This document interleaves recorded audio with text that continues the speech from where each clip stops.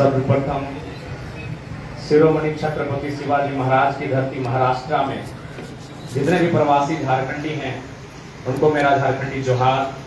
जय झारखंड, जय महाराष्ट्र, जय हिंद। और साथ ही जितने भी हमारे मराठी भाई बंधु मौसी काकी हमारे सहयोग किए हैं उनका भी तहे दिल से आभार प्रकट करते हैं। धन्यवाद, शुक्रिया।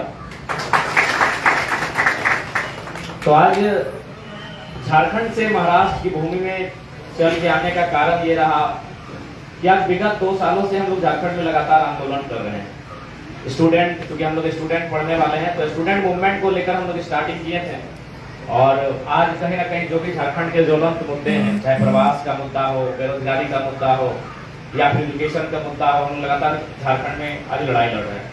तो उसी क्रम में जो हमारे प्रवास मजदूर रहते हैं, चाहे महाराष्ट्र में रहें, तमिलनाडु में रहें, कर्नाटक में रहें, उनका मांग था कि आप जब झारखंड में हमारे मुद्दों को लेकर लड़ते हैं तो कम से कम आप प्रवासी मजदूरों की व्यथा जब तक यहाँ आकर समझिएगा नहीं, तब तक आप झारखंड में इस लड़ाई को नहीं लड़ पाएंगे। तो उसी क्रम में हमारा महाराष्ट्र आना हुआ, क्योंकि सही बात है, जब तक हम प्रवासी मजदूरों के बीच, प्रवासी भाइयों के बीच, प्रवासी माताओं के बीच अगर रहेंगे नहीं, उन्हें समझेंगे नहीं, तो उनके मुद्दों को हम ढंग से नहीं रख पाएंगे।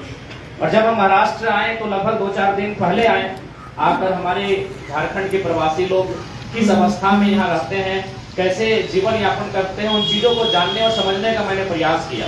खैर यहाँ सतारा में तो थोड़ा बेहतर है, इसके लिए मैं तमाम मौसी काकी को धन्यवाद देता हूँ। जितने भी मराठी मानुस हैं जिन्होंने हमारा सहयोग किया, उनका मैं धन्यवाद देता हूँ कि मुंबई नगरी की तुलना में यहाँ तो थोड़ा मैं बेहतर देख पा रहा हूँ, बेहतर माहौल देख पा रहा हूँ। लेकिन जब मैं मुंबई गया तो वहाँ देखा मैक्सिमम जो हमारे लोग थे झारखंड से जो चल के आए हैं, एक 10 बाय 10 के कमरे में अपना जीवन व्यतीत कर रहे हैं, बहुत संघर्ष के साथ अपना जीवन को व्यतीत कर रहे हैं। और मेरा मानना है कि दुनिया में तो दर्द बहुत प्रकार के होते हैं, लेकिन जो 2 दर्द होती है, 2 पीड़ाएं होती है, वो असहनीय होती है। एक होती है प्रसव की पीड़ा और एक होती है प्रवास की पीड़ा। प्रसव की पीड़ा यानी जब मेरी माँ ने मुझे जन्म दिया था तो उसे एक पीड़ा का अनुभव किया, उन्होंने एक पीड़ा का अनुभव किया था, उसे प्रसव की पीड़ा कहते हैं। लेकिन वो प्रसव की पीड़ा मेरे जन्म होने के बाद 2-3 घंटे बाद मेरी माँ ने भुला दिया होगा।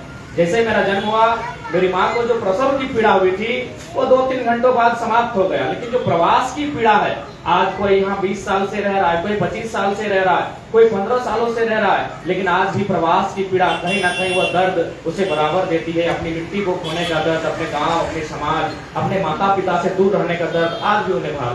तो इसीलिए मेरा मानना है कि प्रसव की पीड़ा से भी बड़ी अगर होती है तो प्रवास की पीड़ा होती है। आज झारखंड के लोग कहीं ना कहीं उस प्रवास की पीड़ा का अनुभव भी कर रहे हैं। और इसका पीछे कारण, क्योंकि कहीं ना कहीं कारणों पर हमें बात करनी चाहिए।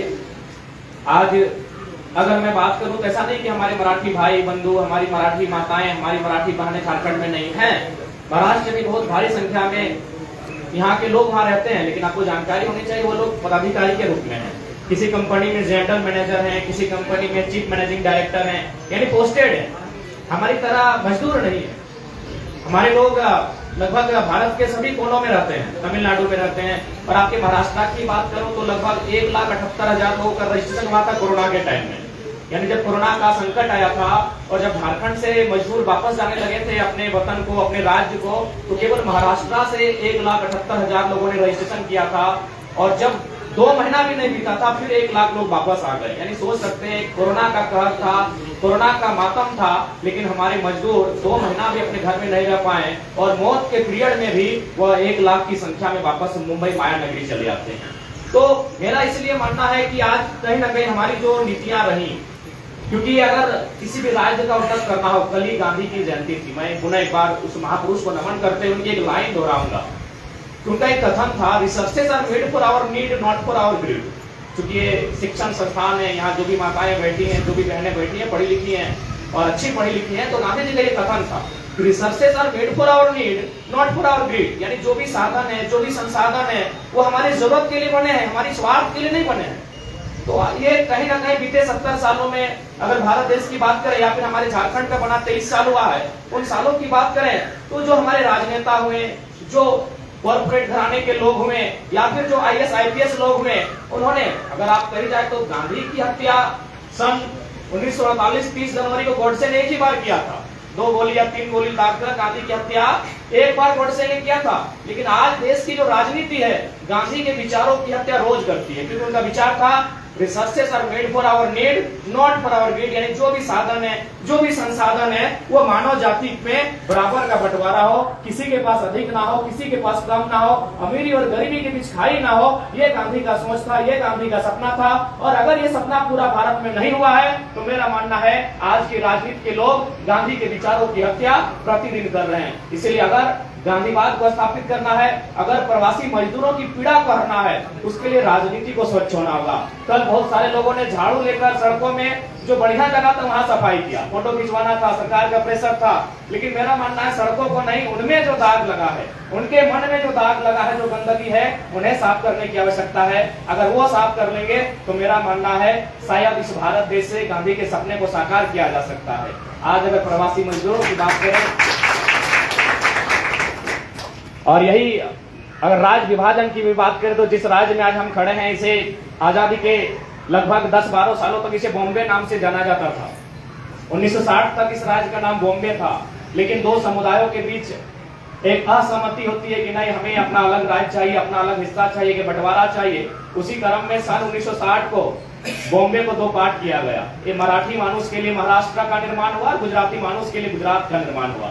और जब से दो राज्यों का विभाजन हुआ, मुझे लगता है ना मराठी मानुष ने गुजरात की तरफ नजर उठाकर देखा कि इस राज्य पे हमें डोमिनेट करना है, और ना ही गुजराती मानुष ने महाराष्ट्र की ओर नजर उठाकर देखा कि हमें इस राज्य में डोमिनेट करना है। तो ठीक उसी प्रकार हमारे राज्य का भी विभाजन हुआ था 2000 में, लेकिन आज दुर्भाग्य की बात है, और ये प्रवासी मजदूरों की संख्या आपको बता रही है कि हमारे जो राजनीति के चलाने वाले लोग थे, जिस उम्मीद और जिस सपने के साथ हमें झारखंड राज्य अलग मिला था, आज वो सपना कहीं साकार नहीं हो पाया है। आप इनकी संख्या बता रही है। आज लगभग महाराष्ट्र में ऑफिशियल और नॉन ऑफिशियल अगर बात कही जाए तो 5 लाख प्रवासी झारखंड के लोग रहते हैं, जो मुझे लगता है मिनिमम वेज पे काम करते हैं, मैक्सिमम तो छोड़िए, मिनिमम वेज पर काम करते हैं। इसलिए आज मैं सबसे पहले जितने भी मराठी मानुष हैं, माताएं हैं, बहनें हैं, भाई हैं, काकी हैं, मौसी हैं, मैं उनसे प्रार्थना करूंगा कि जो भी प्रवासी मजदूर आपके बीच रहने हमारे झारखंड से आए हैं, झारखंड के अलावा अगर किसी भी राज्य से आए हैं, तो आपकी दया, आपके प्रेम, आपकी करुणा की हकदार है, आपके सहयोग की हकदार है।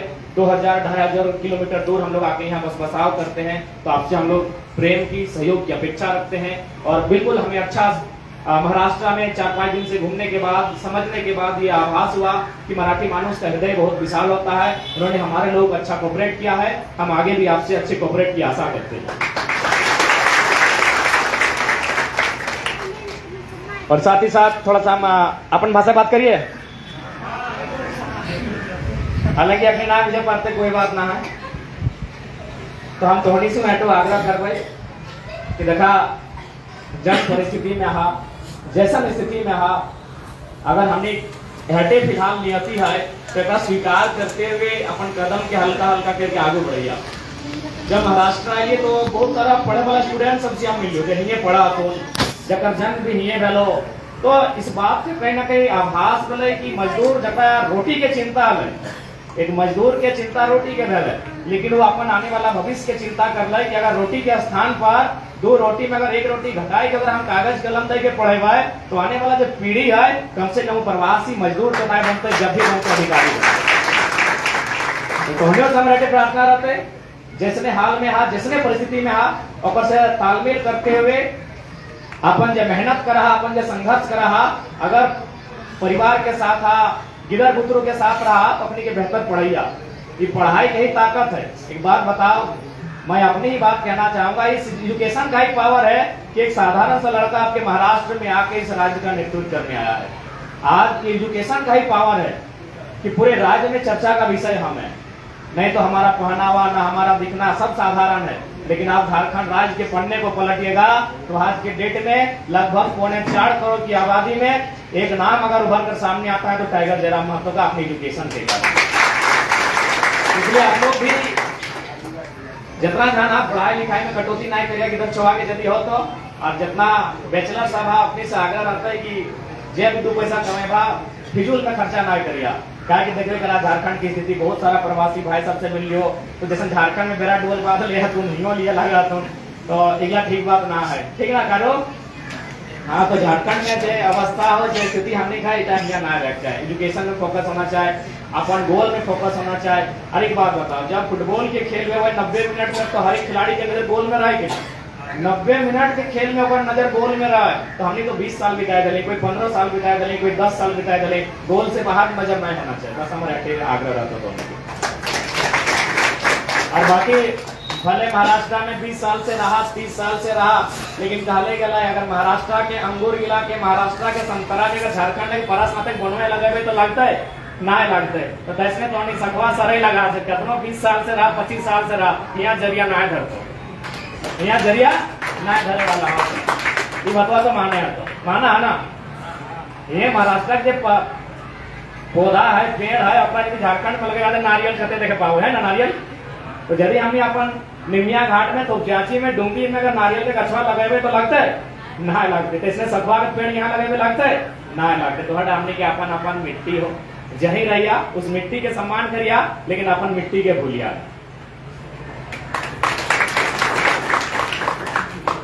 तो ज्यादा विशेष नहीं।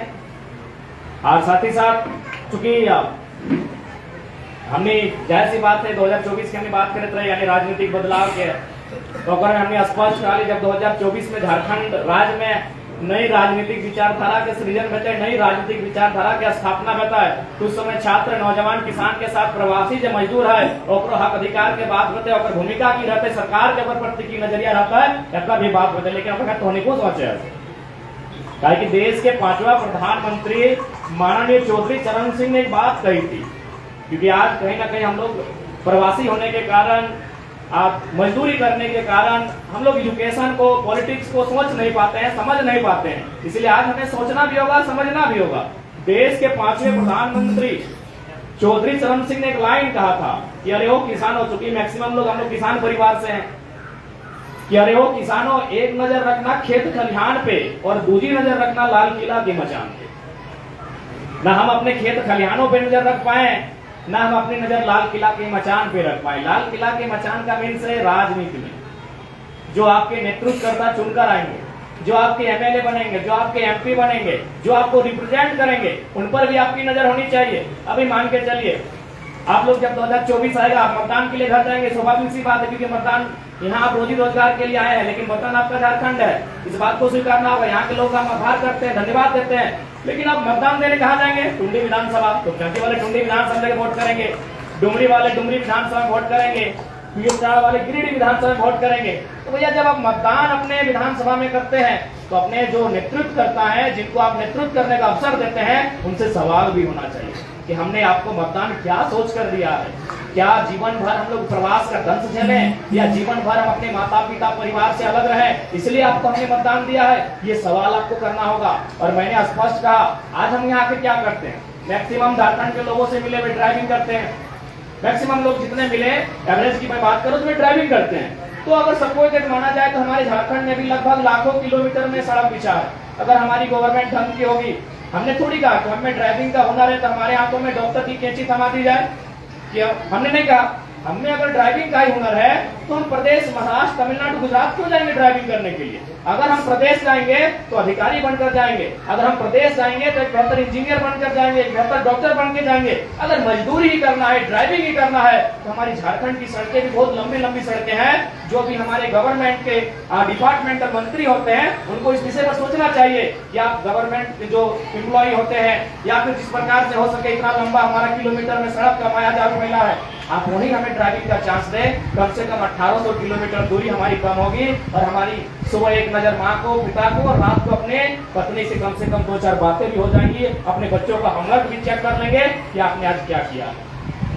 तो इसलिए आपको सवाल करना होगा, आपको पॉलिटिक्स के बारे में सोचना होगा। आज अगर मैन्युफैक्चरिंग फैक्ट्री की बात कही जाए तो लगभग रजिस्टर्ड हमारे झारखंड में 55,000 से 60,000 छोटी छोटी कंपनियां हैं, लेकिन पॉलिसी नहीं होने के कारण, नेताओं की नियत और नीति साफ नहीं होने के कारण आज हमें प्रवास का दर्द झेलना पड़ता है। इसीलिए मैंने बार बार कहा है कि यही अगर किसी अन्य प्रदेश की बहनें अगर अपना घर त्याग करती है तो या तो वो डॉक्टर नहीं बनती है, या तो मास्टर नहीं बनती है, या फिर कोई अधिकारी बनती है। लेकिन दुर्भाग्य की बात है, जब झारखंड की बहनें अपना घर का त्याग करती है तो दिल्ली में आकर दाई का काम करती है, दक्षिण भारत में जाकर दाई का काम करती है, पश्चिम भारत में जाकर दाई का काम करती है। ये कहीं ना कहीं हमारी फेलियर है, हमारी गवर्नमेंट की फेलियर है। इसलिए आज आप लोग जब भी मतदान आएगा, आप आज के डेट में अगर आप चाहते हैं आपका आने वाला भविष्य बेटर हो, आप जो दंश झेल रहे हैं, प्रवास का जो दंश झेल रहे हैं, आपकी आने वाली पीढ़ी को ना झेलना पड़े, उसके लिए पहला एजुकेशन। फिर बिना एजुकेशन के आप किसी भी माहौल को नहीं बदल सकते हैं। चाहे डॉक्टर अंबेडकर की बात करें या नेल्सन मंडेला की बात करें, दोनों युग पुरुषों का यही कहना था, शिक्षा ही एक ऐसा हथियार है जिससे दुनिया का बदला जा सकता है, संसार की रूपरेखा को बदला जा सकता है। इसलिए आप पहला काम एजुकेशन। आप जहां रहें, आप ड्राइविंग कर रहे मायने नहीं है, आप लेबर हैं, वर्कर हैं, कोई मायने नहीं है, आप किस काम को करते हैं मायने नहीं है। आपकी आने वाली जो पीढ़ी है उसे एक बेहतर एजुकेशन देने का काम कीजिए ताकि हम बेहतर झारखंड का निर्माण कर सकें। और दूसरी हम बात, आपको पॉलिटिक्स को समझना होगा। अगर आप भी, भारत एक लोकतांत्रिक देश है, भारत एक गणतांत्रिक देश है, यहाँ अगर आप पॉलिटिक्स को नहीं सोचेंगे तो आप कहीं ना कहीं अपने आप को छलने का काम करेंगे। जिस दिन हमारे राज्य के नेताओं की नीयत साफ हो जाएगी, नीति साफ बनेगी। आज 23 सालों के झारखंड में एक नीति नहीं बन पाई है, आज तक एक नीति परिभाषित नहीं हो पाई है, कारण उनकी नीयत साफ नहीं है। तो नीयत साफ करना जनता का काम है। जिस दिन जनता एक बेहतर नेतृत्व को चुनेगी, नीयत साफ होगा, और नीयत अगर साफ होगा उनकी नीति साफ होगी। मैं चूंकि बहुत सारी मराठी मासी काकी लोग बैठे हैं, मैं आपको थोड़ा बताना चाहूंगा कि हमारे राज्य में क्या होता है। आपके यहाँ हम लोग किताबों में पढ़ते हैं कि संतरा आपका पाया जाता है नागपुर में, फेमस है आपका संतरा।